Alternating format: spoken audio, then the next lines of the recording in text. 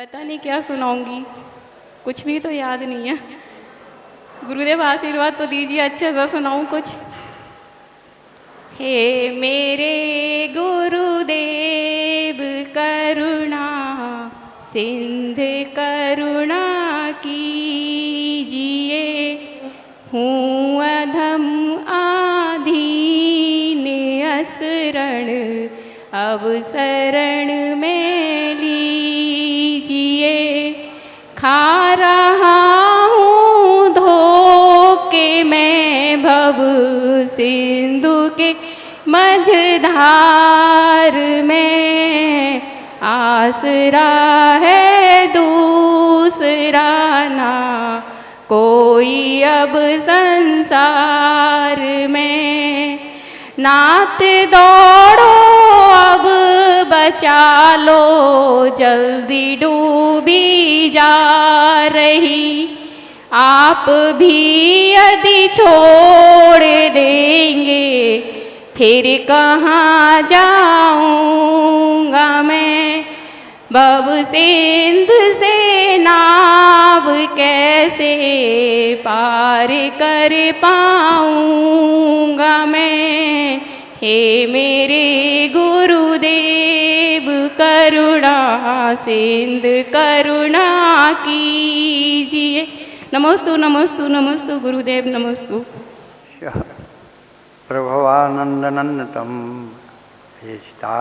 मजम नौमि परमात्मानमव्ययम्। जयवादिदेव सनातन धर्म प्रवर्तक श्री आदिनाथ भगवान की जय। कल्पतरु चिन्ह से निश्चित फल प्रदाता श्री शीतलनाथ भगवान की जय। वर्तमान शासननाथ वीरतवीर सरमति वर्धमान महावीर पंचनामधार जन्म भगवान की जय।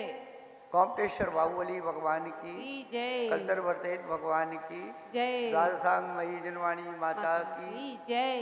कुंद कुंदाचार्य भगवान की जय। ऋषि सदी के प्रथमाचार्य चार चक्रवर्ती अटल सिद्धांत सागर जी महाराज की जय। सत्यदीप पट्टाधी आचार्य श्रवण गुरुवती धर्म सागर जी महाराज की आचार्य कसरत सागर जी महाराज की जय। तीन कम नौ करोड़ महाराज की जय।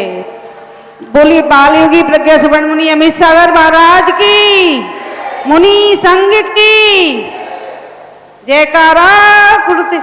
जय जय गुरुदेव। धर्मानुरागी भव्यात्माओं,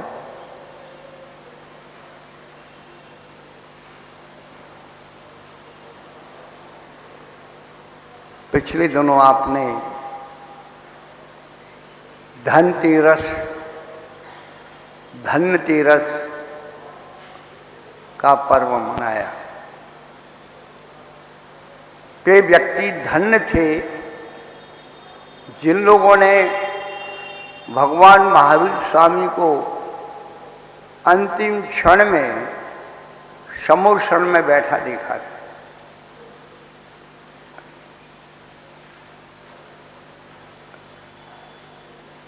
उसके बाद उनका सम्मोषण विघटित हो गया था, इसलिए उस त्रयोदशी का नाम धन्यतेरस हो गया। धन से धन क्यों हो गया?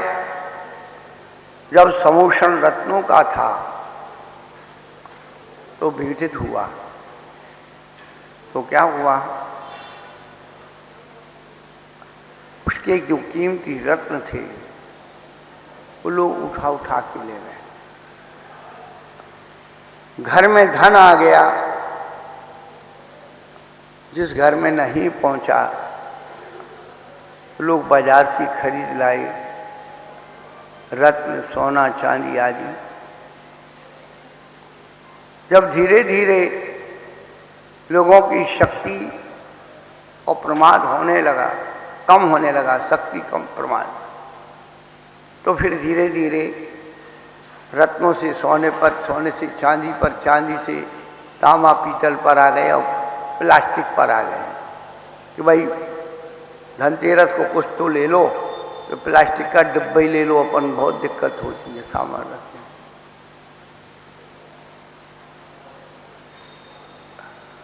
त्रयोदशी को भगवान का समोषण विकृत हो गया था, दिव्य ध्वनि खिरना बंद हो गई। चतुर्दशी जब आई तो चतुर्दशी के दिन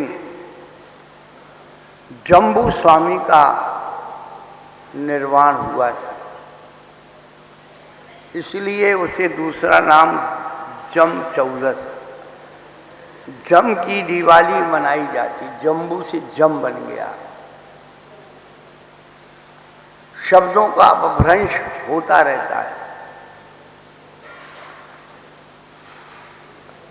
उसका नाम रूप चौदस भी रख दिया गया।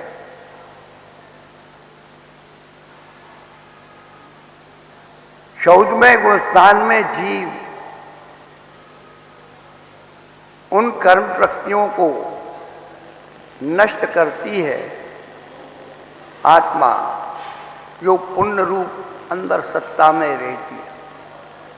पाप कर्म की प्रक्रिया तो नष्ट हो चुकी, अंतरंग में पुण्य कर्म की प्रक्रियाओं को नष्ट करके और भगवान अपने रूप में आ जाते हैं। इसीलिए सिद्ध बनने के पहले सिद्धों का जो स्वरूप बताया है, निक्कम्मा अट्ठगुणा किंचूणा चरम देहि दो सिद्धा, लो यज्ञ ठिदा निच्चा उपाद वयम संयुक्ता। आत्मा रूपवान हो जाती है।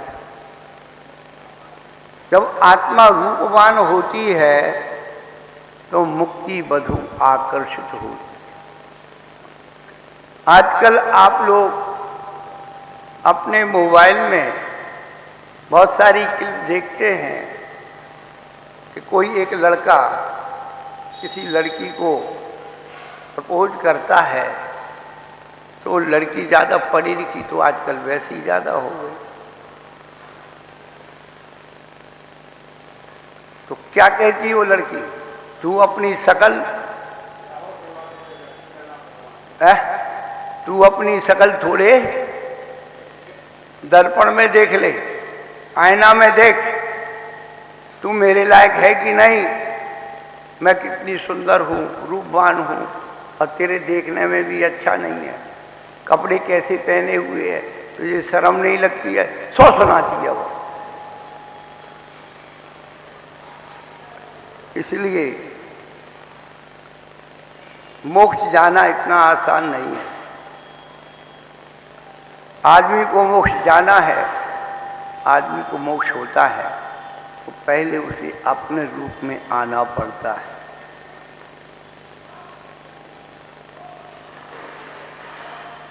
मोक्ष के बारे में तो कल बताएंगे।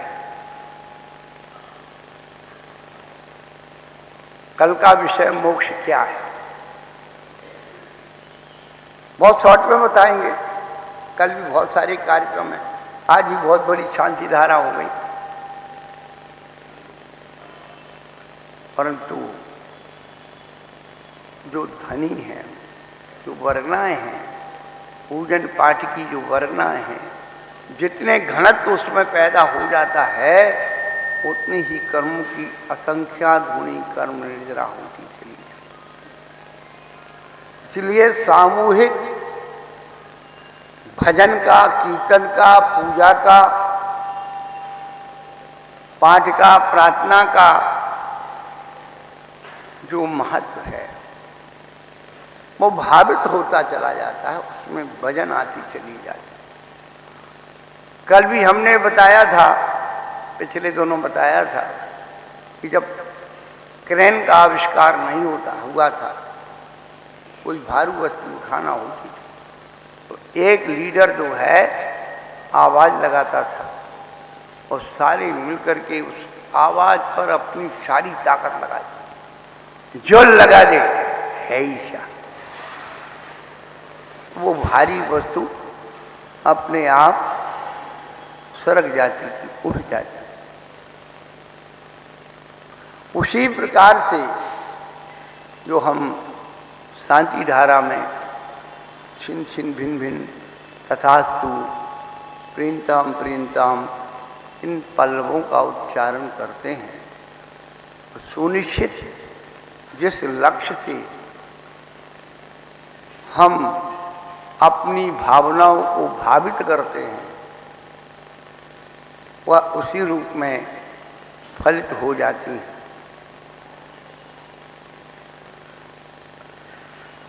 सिद्ध भगवान का स्वरूप कैसा है? उन्होंने कहा निक्कम्मा अट्ठगुणा किंचुणा चरम देह दो सिद्धा लो यज्ञ ठिदा निच्चा उपाद वैहिम संयुक्ता। यह रूप वहां जाके नहीं बनता, सिद्धालय में यहीं से बन की जाता है। कैसा बनता है? शौदमा गुणस्थान कैसा होता है?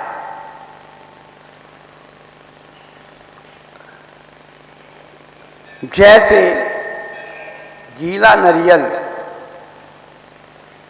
अपने खोल से चिपका रहता है और उसमें, परंतु धीरे धीरे उसका पानी सूख जाता है तो उसके नारियल में गीलापन रहता है, तब भी वह अपने खोल से चिपका रहता है। लेकिन जब उस नारियल के अंदर की गिरी का पानी सूखता है तो चारों तरफ मक्खी के पंख के